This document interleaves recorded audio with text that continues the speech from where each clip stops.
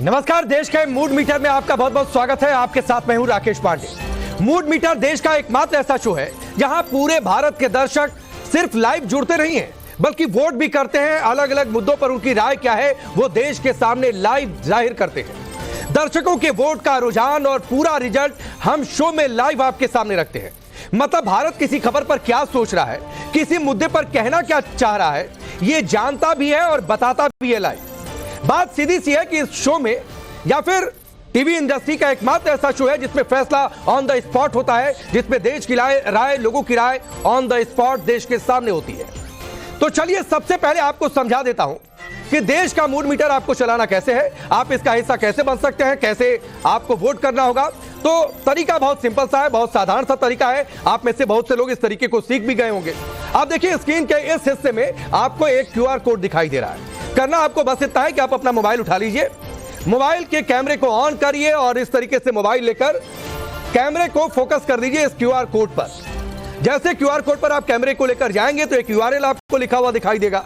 बस आपको उस यूआरएल पर क्लिक करना है जो आपको लिखा दिखाई देगा। जैसे आप क्लिक करेंगे वैसे आपके सामने आज के सवाल, उन सवालों के जवाबों के विकल्प क्या है वो आपके सामने आ जाएंगे। आपको अपना पसंदीदा जवाब सुनना है, यानी जो आपको ठीक लगता है उसे चुनिए, अपनी डिटेल भरिए और फिर वोट आप सबमिट कर दीजिए। आपका ये वोट जैसे सबमिट होगा वैसे हम तक पहुंच जाएगा। आप वहां पर वोट करेंगे मोबाइल से और यहां पर आपका वोट स्क्रीन पर ऊपर की दिशा में लाइव दिखने लगेगा। और हाँ, एक बात और आपके लिए जरूरी है, वोट सबमिट करने से पहले अपनी डिटेल जरूर भरिएगा, क्योंकि इस शो में हम हर दिन 4 लकी वोटर को इनाम देते हैं। तो आप सोचिए कि अगर आपने अपनी पूरी जानकारी नहीं दी, अपनी डिटेल आपने ठीक से नहीं भरी, तो भाई लकी वोटर में आपका नाम निकल भी गया तो आपका इनाम आप तक नहीं पहुंच पाएगा, क्योंकि आपके नंबर की जानकारी, आपके पते की जानकारी वो हम तक नहीं है। इसलिए आपको अपना डिटेल ठीक से भरना है। तो मोबाइल हाथ में उठाइए, इस क्यूआर कोड को आप स्कैन करिए और देश के मूड मीटर में वोटिंग शुरू कर दीजिए।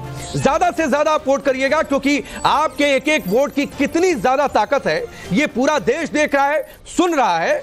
और लोकसभा चुनाव से पहले यह भी एक मतदान का मौका है अलग अलग मुद्दों पर देश को बताने का भी।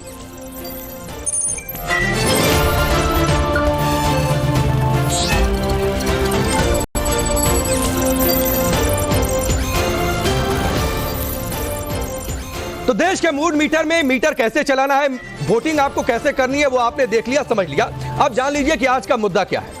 आज का मुद्दा है राम मंदिर पर अखिलेश यादव क्या घर से लेकर चुनावी मैदान तक गिर गए हैं, क्योंकि बहुत सारी बातें राज्यसभा चुनाव में जिस तरीके से क्रॉस वोटिंग हुई, अयोध्या से कुछ तस्वीरें आई, वो तस्वीरें भी आपके सामने में रखूंगा। लेकिन मुद्दा आज का ये है, राम मंदिर के प्राण प्रतिष्ठा समारोह में नहीं जाने के बाद से अखिलेश यादव लगातार निशाने पर तो हैं, अपने भी उन्हें सरेआम घेरने लगे। समाजवादी पार्टी के बागी विधायक मनोज पांडे ने रामलला का दर्शन किया अयोध्या में जाकर। ये तस्वीरें आपके सामने भी मैं रख रहा हूं। और जैसे उन्होंने रामलला का दर्शन किया उसके बाद खुलेआम कह दिया कि अखिलेश यादव ने पार्टी के विधायकों को प्रभु राम के दर्शन करने से रोका था, अयोध्या जाने से रोका था। इस मुद्दे पर बीजेपी तो उन्हें राम विरोधी बता ही रही है, इसी बहाने अखिलेश के करीबी भी उनका साथ छोड़ते जा रहे हैं। कई विधायक साथ छोड़ चुके हैं, कुछ राज्यसभा चुनाव के बहाने, कुछ अलग अलग समीकरण। इसका जबरदस्त ट्रेलर, जैसा मैंने पहले कहा, राज्यसभा चुनाव की वोटिंग के दिन सामने आ गया, जब समाजवादी पार्टी के 8 विधायकों ने बबुआ के साथ खेला कर दिया। यह तस्वीर आप देखिए किस तरीके से ऊपर से विक्ट्री साइन ब्रिजेश पाठक के साथ उन विधायकों ने दिखाई थी। इनमें से 7 विधायकों की क्रॉस वोटिंग और एक के गैर हाजिर रहने की वजह से बीजेपी अपने 8 उम्मीदवारों को जिताकर ले गई राज्यसभा में। अखिलेश यादव 3 को नहीं जिता पाए, 2 तो खैर तय था। वोट होने के बावजूद अखिलेश अपने तीसरे उम्मीदवार को नहीं जिता पाए। कुल मिलाकर राम मंदिर का मुद्दा अखिलेश यादव का पीछा छोड़ने का नाम नहीं ले रहा। रुक रुक कर अखिलेश यादव अपने ही बुरे जाल में घिरते जा रहे हैं। इस पूरी खबर पर हम चर्चा करेंगे। आपका लाइव वोट क्या है, देश की राय क्या है वो भी दिखाएंगे।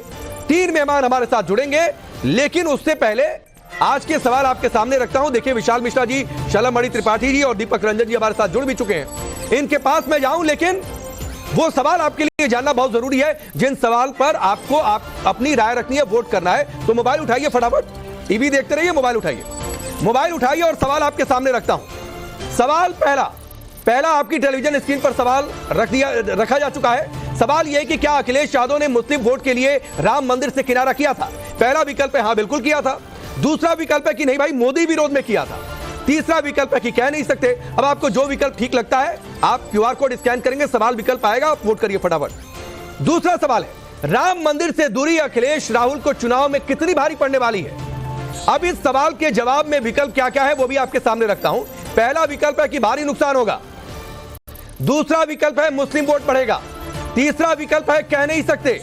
तो ये दूसरा सवाल, राम मंदिर से दूरी अखिलेश राहुल को चुनाव में कितनी भारी पड़ने वाली है, ये तीन विकल्प एबीसी आपके सामने है। फटाफट वोट करिए जो विकल्प आपको ठीक लगता है। अब तीसरा सवाल भी मैं आपके सामने टेलीविजन स्क्रीन पर रखता हूं। तीसरा सवाल है कि लोकसभा चुनाव में इंडी गठबंधन यानी विपक्षी गठबंधन को यूपी में कितनी सीटें मिलने वाली हैं।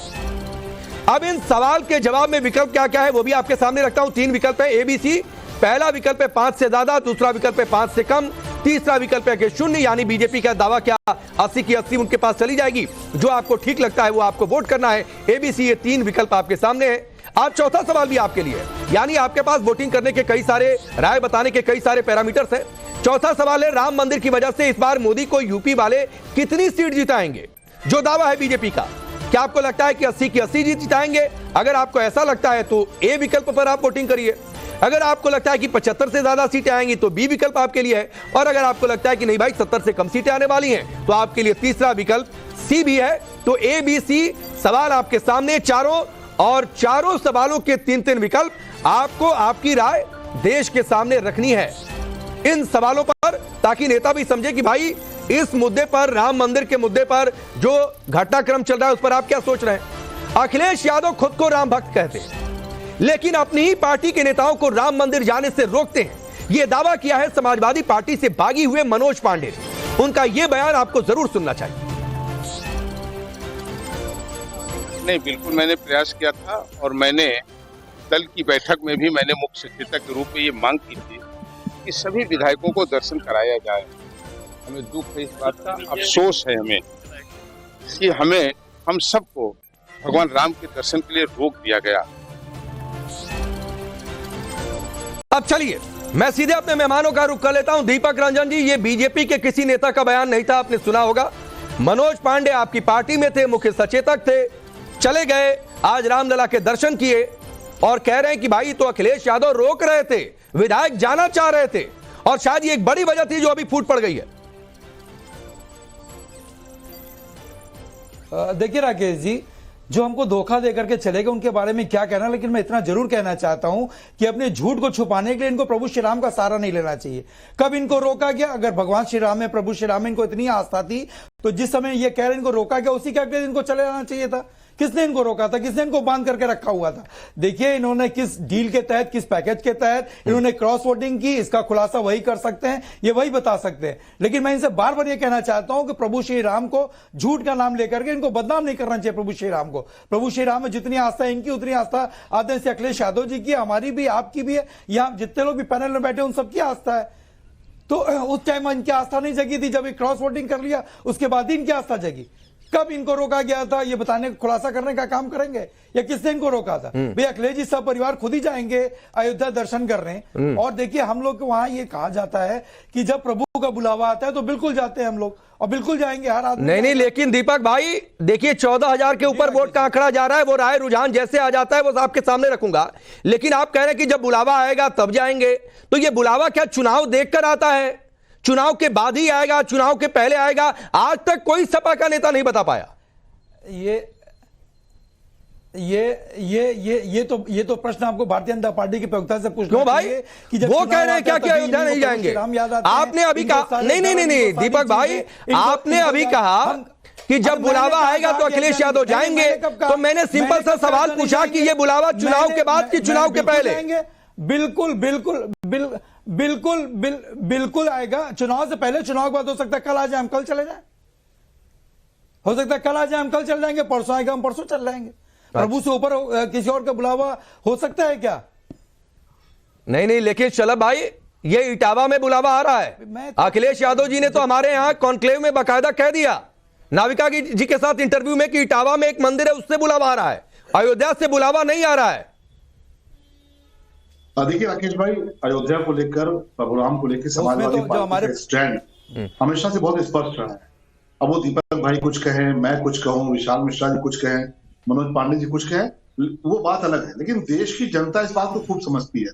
राम भक्तों पर गोलियां किसने चलवाई, अयोध्या को उपेक्षित किसने रखा, प्रभु राम को टेंट में किसने रखा, और जब राम मंदिर की प्राण प्रतिष्ठा का निमंत्रण गया, बाकायदा निमंत्रण गया, तो बहुत सारे लोग आए, बहुत सारे लोग खुश हुए। मैंने तो देखा कि नवीन पटनायक जी जो ओडिशा के मुख्यमंत्री हैं, आपने उनकी तस्वीर देखी होगी, किस प्रकार से वो भाव विह्वल थे, अपने ड्राइंग रूम में बैठे थे, टेलीविजन पे देख रहे थे।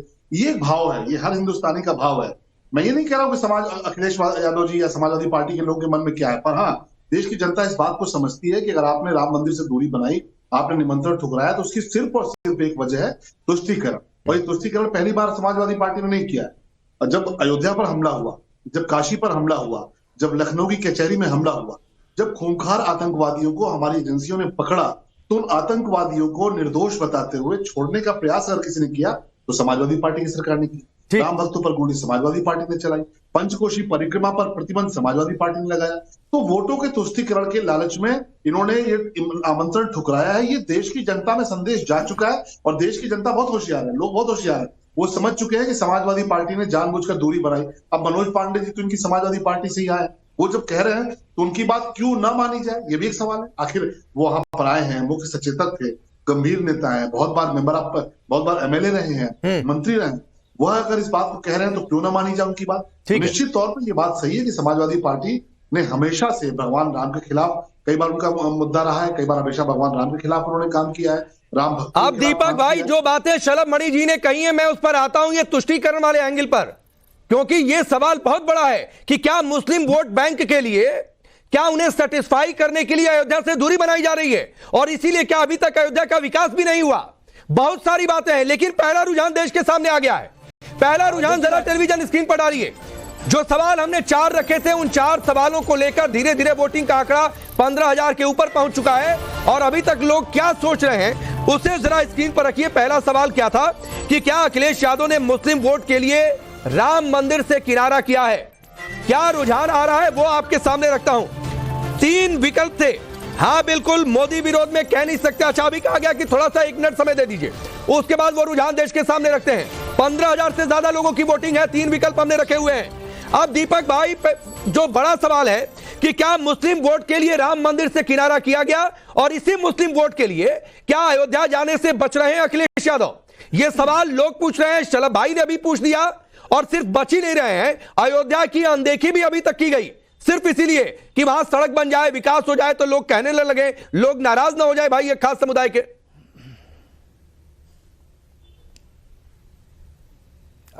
देखिए राकेश जी, जब जो इटावा में जो मंदिर बन रहा है वो बन करके तैयार हो जाएगा, जब वहां पे शिलाग्राम यहाँ पे लखनऊ आया तो इन सभी लोगों को निमंत्रण दिया गया। मैं समझता हूं कि इनके विधानसभा अध्यक्ष जी को, सारे विधायकों उनके माध्यम से जो है दिया गया था कि सब लोग आकर के यहाँ पे दर्शन कर लें। क्या सलभ भाई पहुंचे थे उस दर्शन करने के लिए? देखिए, समाजवादी पार्टी तुष्टीकरण, अरे अभी पहले अयोध्या पर जवाब दीजिए ना, इटावा क्यों पहुंच रहे हैं? चलने वाली पार्टी, पहले अयोध्या पर जवाब दीजिए ना भाई, आप अयोध्या पर जवाब दीजिए। पहले इटावा वाला सवाल में टॉस कर दे रहा हूं, शलभ भाई जवाब दे देंगे, लेकिन पहले अयोध्या पर जवाब दीजिए। भगवान शिव में राकेश साहब की आस्था नहीं है? अरे बिल्कुल आस्था है, मैं तो कह रहा हूं सबको जाना चाहिए राकेश जी। अरे मैं कह रहा हूं सबको जाना चाहिए, मंदिर बन जाए मैं भी आऊंगा, जब भी मौका मिले मैं जाऊंगा दीपक भाई। नहीं, कोई दूरी नहीं है। तो यहाँ पे मैं पूछ रहा हूं अयोध्या से दूरी क्यों? बुलावा भेजा गया था, आप तुष्टीकरण की बात कर रहे हो। हाँ। आप तुष्टीकरण की बात कर रहे हो। हाँ। यही मनोज पांडे जी थे जिन्होंने पूजा अर्चना की थी यहाँ पे, यही मनोज पांडे। अरे मैं पूछ रहा हूं दीपक भाई, ये अयोध्या से दूरी क्यों? अयोध्या में सड़क बनाने से परहेज क्यों? अयोध्या में एयरपोर्ट क्यों नहीं अब से पहले बना? कोई दूरी नहीं। देखिए मेरी बात, राकेश जी मेरी बात सुन लीजिए, मैं बार बार कहता चला रहा हूं कि जो है धर्म जो है वो निभाने की चीज है, धर्म बुनाने की चीज नहीं है। लेकिन भारतीय जनता नहीं तो क्या सड़क बन जाती है, एयरपोर्ट बन जाता तो धर्म निभाने से रुक जाते क्या दीपक भाई? मतलब कुछ भी आप तर्क देंगे देश के सामने? वहां नहीं, एयरपोर्ट बन जाता, एयरपोर्ट बन जाता, सड़क बन जाती पहले, और मंदिर बन गया तो कोई धर्म निभाने से रुक गया क्या? नहीं है, आप थोड़ा अरे यार राकेश जी, अपनी जानकारी को थोड़ा दुरुस्त कर लीजिए। पूरे हिंदुस्तान में अगर किसी कहीं पर अगर सबसे ज्यादा भ्रष्टाचार कहीं हुआ है तो अयोध्या। अरे मैं आपसे पूछ रहा हूं अयोध्या से दूरी क्यों? आप जवाब नहीं दे पा रहे हैं। मैं पूछ रहा हूं अयोध्या में सड़क पहले क्यों नहीं बनी? आप जवाब नहीं दे पा रहे हैं। मैं पूछ रहा हूं अयोध्या में एयरपोर्ट पहले क्यों नहीं बना? आप जवाब नहीं दे पा रहे हैं। मैं पूछ रहा हूं क्या ये सब कुछ पहले इसलिए नहीं हुआ क्योंकि एक खास वोट बैंक की आप लोगों को चिंता थी? आप उसका जवाब नहीं दे पा रहे हैं। प्रभु श्री राम की आड़ लेकर के आप भ्रष्टाचार को जस्टिफाई कर रहे हो, कैसे हो राकेश जी आप? नहीं, मैं बिल्कुल किसी भी भ्रष्टाचार को जस्टिफाई नहीं करने बैठा हूं। मैं पूछ रहा हूं कि आप एक खास वोट बैंक की आड़ लेकर अयोध्या से दूरी बना रहे थे क्या? आप कह रहे हैं मैं भ्रष्टाचार की एक लोकतंत्र का मजबूत हिस्सा हो आप। लग तो निष्पक्ष होकर के अगर आप करोगे डिबेट, नहीं, मैं भी निष्पक्ष होकर ही डिबेट कर रहा हूं। और ये निष्पक्षता मुझे किसी से नहीं, सुनिए दीपक भाई, ये निष्पक्षता मुझे किसी से सीखने की जरूरत नहीं है। यहाँ पर मौजूद किसी भी पैनलिस्ट से सीखने की जरूरत नहीं है। आप अपना राजनीतिक धर्म पूरी ईमानदारी से निभाइए। मुझे भी आपसे जानने की जरूरत नहीं है। मुझे मैं थोड़े नहीं सिखा रहा हूं आपको कुछ कि कब हमको अयोध्या जाना है, कब नहीं जाना है। मुझे भी आपसे जानने की जरूरत नहीं है। आपको शायद मालूम नहीं होगा, वहां पे जो भजन हॉल बना है वो समाजवादी पार्टी की सरकार में बना है। याद है कि नहीं आपको? अरे तो ठीक है, हम कहां कह रहे हैं कि नहीं बना? बना तो जाते एक बार उसी में राम भजन लगातार हो रहा है, एक बार हिस्सा ले लेते उसी भजन चौपाल से जाएंगे भाई, बिल्कुल जाएंगे आप। ठीक है विशाल मिश्रा जी, विशाल मिश्रा जी, अयोध्या में मंदिर जवाब नहीं देना है, अयोध्या जाएंगे कब जवाब नहीं देना है। चलिए गए नहीं तो सड़क पहले क्यों नहीं बनी, जवाब नहीं देना है। एयरपोर्ट क्यों नहीं बना, जवाब नहीं देना है। आप भ्रष्टाचार में तो क्या ये एक खास वोट बैंक की आड़ नहीं ले रहे हैं? सीधा सवाल है विशाल जी आपसे। राकेश जी, मैं अपनी बात कहूं, आपके प्रश्नों का उत्तर दूं उससे पहले मैं एक चौपाई कहना चाहूंगा कि जा पर कृपा राम की होई, ता पर कृपा करे सब कोई। तो पहले सवाल का उत्तर कि क्यों नहीं गए और क्यों नहीं डेवलपमेंट हुआ था, तो अभी आदरणीय विधायक जी ने जो बातें कही वो पूरी तरह सत्य हैं। आखिर इसी वोट बैंक के नाते ही तो कार सेवकों पर गोली चलवाई गई थी। हम कैसे भूल जाएं कि जो निहत्थे निर्दोष कार सेवक थे उन पर गोलियां चलवाई गई थी। वो कैसे हम बातें भूल जाएं जब वो स्टेटमेंट खड़े होकर नेताजी ने वो अपना बयान दिया था। हम वो बातें कैसे भूल जाएं कि जब उन्हीं काशी में, फैजाबाद में, अयोध्या में जब बम विस्फोट हुआ, कचहरी कांड हुआ, तो उनको जो है जो उसके आरोपी थे उनको छुड़ाने के लिए पैरवी की गई थी और तब कोर्ट की फटकार लगी थी। उसके बाद में मुकदमा वापस लेने की बात की गई थी। तो जरा इनसे पूछिएगा, घोषणा पत्र में जिनकी मुकदमे वापस लेने की बात की गई थी तो उसमें केवल एक विशेष वर्ग ही दिख रहा था। भाई सबका मुकदमा वापस ले लेते, लेकिन नहीं राकेश जी, वो बाकायदा एक सोची समझी रणनीति के तहत वोट बैंक के तुष्टीकरण के तहत ये सारे हथकंडे अपनाए गए थे। 14 कोसी परिक्रमा पूछिए क्यों रोकी गई थी? आप तो कह रहे हैं कि एयरपोर्ट का विकास क्यों नहीं हुआ, अयोध्या का विकास क्यों नहीं हुआ। अरे विकास हो जाता तो ये तुष्टीकरण का ढिंढोरा कैसे पीटते। ये वर्तमान में भारतीय जनता पार्टी में आदरणीय प्रधानमंत्री श्री नरेंद्र मोदी जी के नेतृत्व में, उत्तर प्रदेश में आदरणीय मुख्यमंत्री जी के नेतृत्व में ये उत्तर प्रदेश अब उत्तम प्रदेश बनने की तरफ चला है। इनसे पूछिए ना किस प्रकार से सांप्रदायिक दंगों की हिंसा उत्तर प्रदेश में चला करती थी, लेकिन पिछले 2017 से लेकर अब तक एक। अच्छा चलिए, आपने बोल दिया तो पूछ भी ले रहा हूं। अभी बात कर रहे थे, मैं जाना चाह रहा था शलभ भाई के पास, लेकिन पूछ ले रहा हूं। चलिए जरा जवाब दे दीजिए, जवाब दे दीजिए और उसमें ऐड कर दे रहा हूं कि आप कह रहे थे। हाँ बोलिए बोलिए। रिजल्ट आता था, हाँ राकेश जी, जब रिजल्ट आता था तो पूछिए एक विशेष वर्ग, एक विशेष जाति के लोग होते थे। और आज की डेट में जब नियुक्ति पत्र दिए जा रहे हैं, कितने ट्रांसपेरेंसी से अपॉइंटमेंट हो रहे हैं, पूछिए ना किस हद तक जाके उत्तर प्रदेश को इन्होंने जो है अंधकार के गट में ढकेल दिया था। साफ पुस्तक प्रणाली, नकल प्रणाली शुरू हुई थी। ठीक है, वाह बिजली उत्तर प्रदेश में पूछे भ्रष्टाचार रहती थी। अच्छा चलिए उस पर भी आता हूं, लेकिन अब शलभ जी और दीपक भाई रुकिए शलभ जी और दीपक भाई, शलभ मणि दीपक रंजन कह रहे हैं कि उधर चले गए तब बोल रहे हैं। तो सवाल तो यह भी पूछा जाना चाहिए कि उन लोगों को क्या यह एहसास होगा कि भाई देश में राम लहर है और जो राम के खिलाफ खुद को खड़ा होता हुआ दिखाई देगा, जनता उसको वोट नहीं देने वाली है, इसलिए पाला उन्होंने बदल लिया। अरे मैं तो कह रहा हूं कि इस लोकसभा, जो राज्यसभा का चुनाव संपन्न हुआ उसके पहले चले जाना चाहिए। 22 जनवरी को जो प्राण प्रतिष्ठा हुई, 22 जनवरी को राम मंदिर बनकर के तैयार हुआ, अभी और बन रहा है वहां पे, उसी 23 तारीख को लोगों को चले जाना चाहिए था। आप इनकी टाइमिंग पे गौर करिए। और आज विकास मिश्रा जी वही बात बोल रहे हैं जो मुख्यमंत्री जी सदन में बोलते थे, 46 में 56, आज तक उसका दस्तावेज नहीं प्रस्तुत कर पाए, आज तक उसकी ऑथेंटिसिटी नहीं बता पाए। 46 में 56 की बात करते थे मुख्यमंत्री जी। और रहा सवाल कार सेवकों के ऊपर गोली चलाने का, देखिए उस टाइम जो निपेंद्र मिश्रा जी थे उन्होंने स्पष्ट कह दिया कि लोकल अथॉरिटीज के ऑर्डर पर वहां पर दीपक भाई प्लीज, ये वाला तर्क पहले भी आप दे चुके हैं, ये वाला तर्क दीपक भाई आप पहले भी मेरे सामने दे चुके हैं और मैं इस तर्क को बिल्कुल एंडोर्स नहीं करने वाला हूं, क्योंकि अगर राज्य में कोई फैसला और इतना बड़ा फैसला हो जाए तो बिना सीएम की सहमति के हो जाएगा क्या? मतलब आप कुछ भी बोलेंगे देश मान लेगा, जनता मान लेगी। निपेंद्र मिश्रा की निपेंद्र मिश्रा जी की, अरे निपेंद्र मिश्रा जी को आप इसका गंभीरता नहीं लेते हो तो सीएम की कोई जिम्मेदारी नहीं है, सीएम की कोई जिम्मेदारी नहीं है, अध्यक्ष है वो। अजीब स्थिति है किसकी? चलिए पहला रुझान आ गया देश के सामने, जरा रखिए फटाक से रखिए देश के सामने पहला रुझान। और बहुत ध्यान से दीपक भाई सुनिएगा, सवाल था कि क्या अखिलेश यादव ने मुस्लिम वोट के लिए राम मंदिर से किनारा किया था?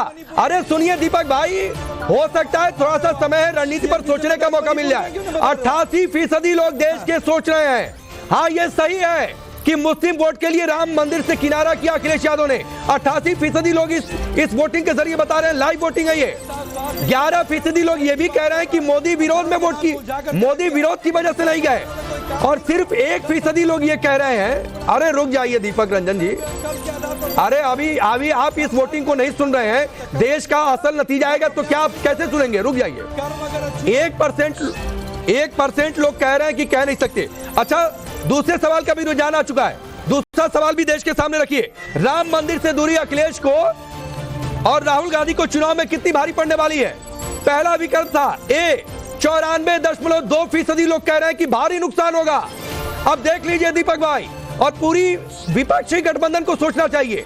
94.2% लोग कह रहे हैं कि अखिलेश राहुल गांधी को यह चुनाव में भारी पड़ने वाला है राम मंदिर से दूरी। 5% लोग कह रहे हैं कि मुस्लिम वोट बढ़ेगा, यानी इस बात को भी बल मिल रहा है कि क्यों नहीं जा रहे हैं अयोध्या। और सिर्फ 0.9% लोग, यानी करीब 1% लोगों की राय है कि भाई कह नहीं सकते। अब शलमणि देखिए, ये दो रुझानों से एक तो साफ हो गया कि मुस्लिम वोट बैंक के लिए दूरी है देश के लोग, कुछ लोग ये भी सहमति जता रहे हैं। रुक जाइए दीपक भाई, इसके बाद आ जाऊंगा शलमणि पहले। देखिए राकेश भाई, मैं बहुत गौर से सुन रहा था दीपक भाई को। जफर याब जिलानी साहब उत्तर प्रदेश सरकार के शासकीय अधिवक्ता होते थे, यानी सरकारी अधिवक्ता होते। और जफर याब जिलानी साहब को भरपूर तनख्वाह दी जाती थी, उनको गाड़ी दी जाती थी, स्कॉट मिलता था, सरकारी आवास मिला था। अब जफर याब जिलानी साहब थे कौन? समाजवादी पार्टी की सरकार ने उनको सरकारी वकील की पदवी से नवाजा, ढेर सारी सुविधाएं दी। वो थे कौन? वो बाबरी एक्शन कमेटी के पैरोकार, यानी बाबरी एक्शन कमेटी उन्होंने बनाई। बाबरी का मुकदमा वो लड़ते थे, बाबरी मस्जिद को दोबारा बनाने का सारा पैरोकारी वो करते थे। इनाम के तौर पे समाजवादी पार्टी ने उनको सरकारी वकील बनाया। अब इससे बड़ा प्रमाण क्या हो सकता है, आप बताइए। अभी मैं दीपक भाई को सुन रहा था, ठीक है आप गए नहीं गए आपकी मर्जी हो सकती है, लेकिन बार बार अयोध्या को अपमानित करने का, बार बार अयोध्या को बदनाम करने का, बार बार राम भक्तों की भावना को अपवित्र करने की कोशिश कैसे करते हैं? कभी साहब घोटाला हुआ, अरे घोटाला हुआ तो आप जाइए ना, कोर्ट चले जाइए। अगर आपको सरकार पे तो भरोसा नहीं होगा, जाहिर तौर पे हमारा वैचारिक मतभेद है आपसे, कोर्ट जाइए, कोर्ट जाके आप स्थापित कर दीजिए। आप कभी कहते हैं प्राण प्रतिष्ठा का समय गलत है, मतलब द्रविड़ जी जिन्होंने समय निकाला, पूरे दुनिया भर से लोग उनके पास आते हैं, आप उनको चुनौती देते हैं। कभी आप कुछ और क्वेश्चन करते हैं। तो किस प्रकार से अयोध्या को, अयोध्या के मंदिर को और राम भक्तों को किस प्रकार से अपमान में धकेला जा सके, उनको टेंट किया सके, उन पे कलंक लगाया जा सके, ये जो विपक्ष की रणनीति है, मैं सिर्फ इतना अनुरोध करना चाहूंगा कि क्या आप में ये साहस है कि किसी और धर्म पे आप ये टिप्पणी कर पाए, किसी और धर्म के बारे में आप ये बोल सके? नहीं बोल सकते। लेकिन आप बार बार जो घुमा फिरा के उस पर लाते हैं, ये साबित करता है कि भगवान राम के प्रति आपके सबके मन में कितनी नफरत है, कितनी अपवित्रता है। नहीं, अकेले जफर याब जिलानी क्यों? मुझे तो ध्यान है आजम खान का बैकग्राउंड क्या था, वो भी बाबरी एक्शन कमेटी से जुड़े हुए थे, उनको भी आप लेकर आए दीपक भाई पॉलिटिकल मेन स्ट्रीम लाइन में। किसको खुश करने के लिए?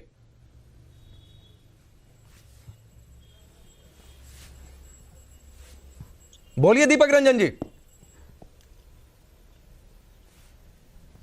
जी, आपकी आवाज नहीं आ पाई थी जी राकेश जी। मैं कह रहा हूं अभी आ रही है आवाज। तो डॉक्टर दिनेश शर्मा जी को भी, डॉक्टर दिनेश, हाँ आ रही है। मैं कह रहा हूं डॉक्टर दिनेश शर्मा जी को भी याद कर लीजिए। अच्छा, जिन्होंने सीता मैया को टेस्टी बेबी का, अरे मैं पूछ रहा हूं कि भूल गए आप? मतलब ए का जवाब नहीं देंगे, बी का हम सवाल कर देंगे अपनी ओर से। मैं पूछ रहा हूं जफर याब जिलानी को लेकर जो बातें शलमणि ने कही, आजम खान को आप लेकर आए, बाबरी एक्शन कमेटी में थे, क्यों लेकर आए? शलमणि जी शलभ मणि जी देखिए बहुत सीनियर पत्रकार भी रहे हैं, आज की तारीख में सम्मानित माननीय विधायक हैं वो, लेकिन जफर जिलानी साहब जो है उसी अपने उसमें जो उनका इस्लामिया कॉलेज है उसी में रहते थे वो, उन्होंने सरकारी बंगलो लेने से इनकार कर दिया था और रहा सवाल गाड़ी का, कई बार उनको लोगों ने रिक्शे पर भी जाते हुए जाकर के पैरवी करते हुए देखा है। तो ठीक है, एक पक्ष के पक्षकार थे वो, उन्होंने अपनी दलील रखी। नहीं, फिर वही बात है दीपक रंजन, आप आज एकदम आप सवालों का जवाब देने के मूड में नहीं है। चलिए तीसरे सवाल का भी रुझान आ गया, वो भी देश के सामने रखिए। तीसरा सवाल था, लोकसभा चुनाव में इंडी गठबंधन को यूपी में कितनी सीटें मिलने वाली हैं?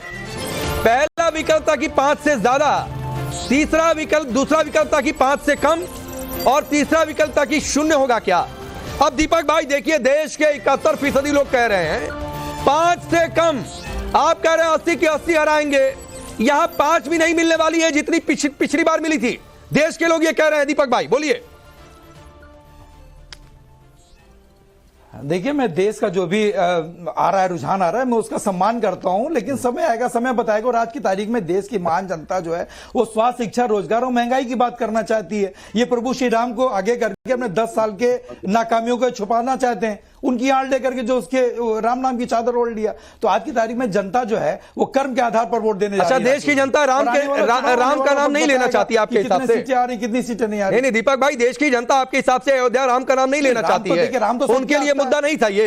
अरे राकेश भाई, राकेश भाई, आप अगर एकदम बिल्कुल, मैं क्या कर रहा हूं कि प्रभु श्री राम जो है, मैंने तो शुरू में ही कहा रोम रोम में राम है, कण कण में राम है, राम हर जगह विद्यमान है। लेकिन इसका यह मतलब थोड़ी ना कि आदमी कर्म की बात ना करे। प्रभु भी कहते हैं कि कर्म अगर अच्छा होगा तो धर्म अपने आप पवित्र हो जाएगी।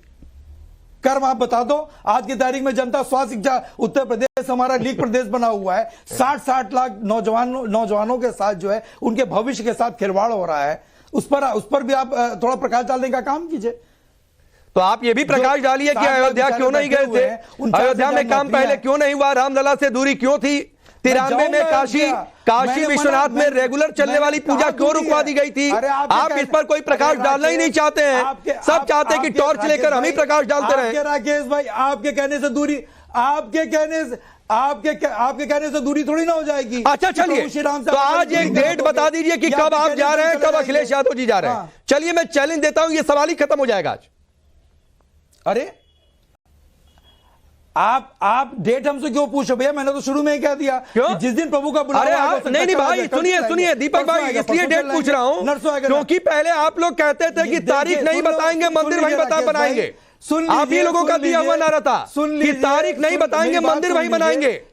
लेकिन आज की डेट में आप भी तारीख नहीं बताएंगे, अयोध्या पता नहीं कब जाएंगे। चीज की निश्चिंत नहीं है, तारीख किसी चीज की निश्चित नहीं है। तो क्यों पूछते थे पहले विशाल भाई, ये लोग क्यों पूछते थे पहले कि तारीख नहीं बताएंगे, मंदिर वहीं बनाएंगे? जिंदगी की आज मैं कह रहा हूं कि तारीख कब बताएंगे, अयोध्या कब जाएंगे? आज तो आप उनको सवालों के घेरे में खड़े कर रहे हैं। कैसे बता दे? जो लोग कहते थे कि मंदिर वही बनाएंगे, तारीख नहीं बताएंगे, आज वो ये स्थिति में नहीं है कि वो बता दें कि हम तारीख बताएंगे कि हम मंदिर कब जाएंगे। नहीं बताएंगे। वोट बैंक की राजनीति है, तुष्टीकरण की राजनीति है। अभी बेरोजगारी की बात कर रहे थे, 2017 में भारतीय जनता पार्टी की सरकार आने के पहले महाशय 6% बेरोजगारी थी, 17.3% बेरोजगारी थी। आज उत्तर प्रदेश में बेरोजगारी का 3 से कम पहुंच चुका है। जो नौजवानों के भविष्य के साथ खिलवाड़ हुआ है, क्या उसकी तारीख बताएंगे? आज 97,500 रुपए पहुंच चुका है। रोजगार देने की बात कही थी, कब देंगे नंबर 2 पर पहुंच चुका है। उस हिसाब से 20 करोड़ को रोजगार मिल जाना चाहिए। 80 करोड़ लोगों को जो है मुफ्त राशन देकर के अपना सीना चप्पल बता करके बहुत अपने आप को मंडप करने का काम कर रहे हैं। राम हमारे कड़कड़ में है, हमारे आराध्य है, हमारे मर्यादा पुरुषोत्तम है। जो पर्चा लीक हुआ है, पर्चा कब होगा, एग्जाम कब होगा, उसकी तारीख बताने का काम करेंगे। कब जाएंगे वो तारीख बता पाएंगे कि नहीं बता पाएंगे? जी के सवालों का उत्तर दीजिए, बताइए पब्लिक को कि आप बताइए ना कि पर्चा लीक जो एग्जाम की तारीख बता दीजिए। जो पुनर्उद्भव चलिए, अच्छा ठीक है, मैं आ रहा हूँ दीपक भाई। अच्छा रुकिए विशाल जी रुकिए। अरे विशाल जी रुकिए। दीपक भाई आप भी रुकिए। सर सुनिए ना, जब मेहमानों को इनवाइट करते हैं ना तो बाकायदा टॉपिक भी बताया जाता है। पेपर लीक पर भी चर्चा हुई है, बीजेपी के लोगों से इस पर सवाल भी पूछा गया। वो सवाल आपको शायद ना सुनाई दे ना समझ में आए तो फिर ये आप लोगों की दिक्कत है, हमारी दिक्कत नहीं है। लेकिन रुक जाइए भाई, भविष्य खिलवाड़ है, उनकी भावनाओं के साथ खिलवाड़ हो रहा है। चला मणि जी, दीपक भाई के हिसाब से कोई धर्म की बात ना करे, कोई अयोध्या की बात ना करे, कोई ना पूछे कि मंदिर। राकेश भाई, प्रभु श्री राम हमारे दिल में है, हम रोज पूजा करते हैं, तो इसीलिए मंदिर नहीं बनने दे रहे थे, मंदिर भी दिखा, इसीलिए आप लोग इसके खिलाफ में थे, इसीलिए 93 में पूजा रुकवाई गई। इस सवाल का जवाब क्यों नहीं देते हैं? कौन ने प्रभु सबके दिल में है, तो क्या मंदिरों में प्रभु का कोई स्थान नहीं रहेगा? जवाब तुम्हारा है? कोई जवाब इनके पास कि स्वास्थ्य, शिक्षा, रोजगार की महंगाई की बात कर रहे हैं, कोई जवाब इनके पास? चलिए शलभ मणि भाई, इनके हिसाब से प्रभु दिल में है, मंदिरों में कोई स्थान हो या ना हो। हम लोग 3% बेरोजगारी, मुझे तो यही लग रहा है शायद। बेरोजगारी का भाई आपसे हमारा वैचारिक मतभेद हो सकता है, लेकिन मैं मानता हूँ आप जो कह रहे हैं ना कि भगवान राम आपके दिल में है, बिल्कुल होंगे।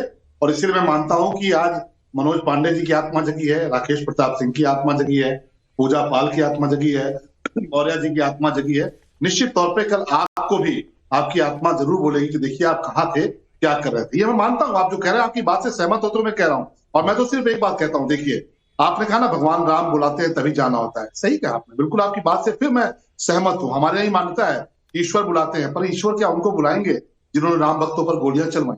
भगवान राम क्या उनको बुलाएंगे जिन्होंने कहा कि हमें बार बार गोलियां चलवानी पड़ती तो भी हम चलाएंगे? क्या भगवान राम उनको बुलाएंगे जिन्होंने वहां पे पंचकोशी की और तमाम परिक्रमाएं बंद करा दी? क्या भगवान राम उनको बुलाएंगे जिन्होंने वहां पर घंटियां भी नहीं बजने देते थे और सिपाही खड़े होते थे घंटियां पकड़ के कि कहीं पे अजान हो रही है, कहीं पे नमाज हो रही है, तो हम घंटी नहीं बजने देंगे? और एक बात आपको दीपक भाई और कहूंगा कि आपने मोदी जी का भी राजनीतिक सफर देखा हो, क्योंकि आप राजनीति में हैं, आप जरूर पढ़ते होंगे, जरूर देखते होंगे। मोदी जी किस प्रकार से कार सेवा में गए थे, आज प्रधानमंत्री हैं।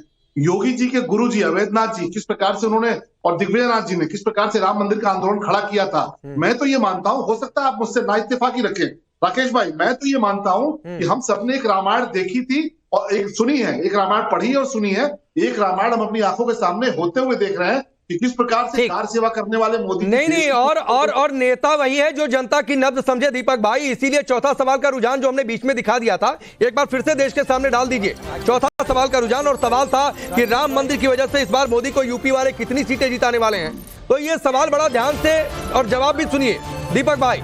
22% लोग कह रहे हैं 80 की 80, 22% लोग, लेकिन 76% लोग कह रहे हैं 75 से ज्यादा, यानी पिछली बार का जो रिकॉर्ड है वो टूटने वाला है। तो आप सोचिए, और 76-22 अगर जोड़ लीजिए तो करीब करीब 80-90 तक पहुंच जाएगा। जो कह रहे हैं 75 से 80 के बीच में सीटें भारतीय जनता पार्टी की आने वाली हैं। 2% लोग कह रहे हैं कि 70 से कम, बहुत कम तो कोई वैसे भी नहीं कह रहा है। तो ये आंकड़ा अपने जहन में लेकर जाइए, और मैं चाहता हूं कि सब सशक्त रहें। लोकतंत्र सभी की ताकत से चलता है, तो मुद्दों को भी ध्यान से समझिए कि जनता के लिए राम मंदिर, अयोध्या, काशी ये मुद्दा है, उनके जहन में है। और अयोध्या में जो उमड़ी हुई भीड़ है, लगातार जो रिकॉर्ड तोड़ रही है, वो इस बात के संकेत दे रही है दीपक भाई। सिर्फ ये कहने का मतलब था। चलिए आप सभी का बहुत बहुत शुक्रिया, बहुत बहुत शुक्रिया हमारे साथ जुड़ने के लिए। और लकी विनर्स कौन है वो भी बता देते हैं, जरा वो भी नाम उनके डाल दीजिए टीवी स्क्रीन पर ताकि पता चल जाए। जगदीश शर्मा जी उत्तर प्रदेश से हैं और अनुरीत कौर उत्तर प्रदेश से हैं, और उनके मोबाइल का आखिरी डिजिट क्या है वो भी हमने सामने रखा है। जगदीश शर्मा जी का 1416 और अनुरीत कौर का है 4457। तो आपको आपका इनाम बहुत मुबारक हो, जल्दी आप तक आपका इनाम पहुंच जाएगा। तो ये आज का नतीजा है।